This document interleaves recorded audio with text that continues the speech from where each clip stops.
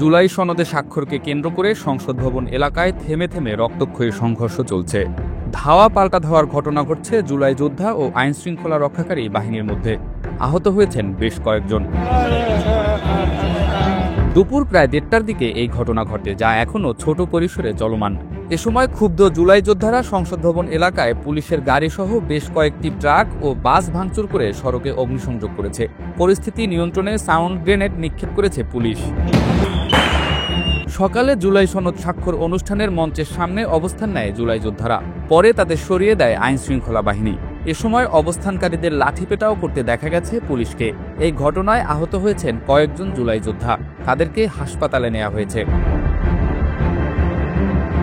তাদের দাবিগুলো হচ্ছে জুলাই অভ্যুত্থানে আহত ছাত্র জনতাকে রাষ্ট্রীয় স্বীকৃতি ও জুলাই আহত বীর হিসেবে রাষ্ট্রীয় স্বীকৃতি দিতে হবে। আহতদের জন্য আইনগত সুরক্ষা ও সামাজিক নিরাপত্তা নিশ্চিত করতে হবে। এই দাবিগুলো জুলাই জাতীয় সনদ 2025-এ অন্তর্ভুক্ত করে দ্রুত বাস্তবায়ন করতে হবে। মানিক মিয়া এভিনিউয়ের পুরোটা এখন পুলিশের নিয়ন্ত্রণে। আন্দোলনকারী জুলাই যোদ্ধাদের একটি গ্রুপ আসাদ গেটের দিকে, আরেকটি গ্রুপ খামারবাড়ির দিকে অবস্থান করছে।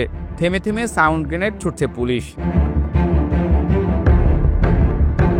জাতীয় ঐক্যমত কমিশনের সহসভাপতি অধ্যাপক আলী রিয়াজ জুলাই সনদে তাদের স্বীকৃতি থাকবে জানিয়ে সরে যাওয়ার আহ্বান জানালেও আন্দোলনকারীরা আগের অবস্থান চালিয়ে যান। পরে আইনশৃঙ্খলা রক্ষাকারী বাহিনীর সদস্যরা তাদের সংসদ ভবন এলাকা থেকে সরিয়ে দিলে ধাওয়া পাল্টা ধাওয়া শুরু হয়।